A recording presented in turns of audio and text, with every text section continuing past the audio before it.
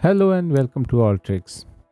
Today we are going to unbox this package which I received.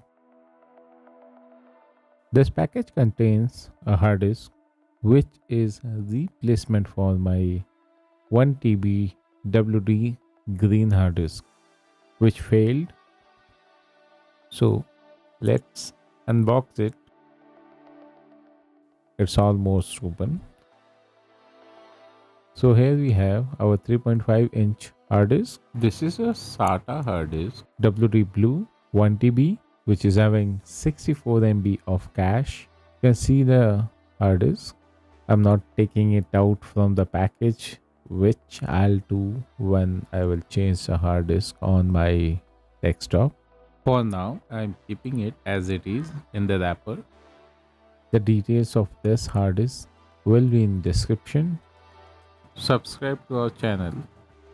Keep watching. Thank you.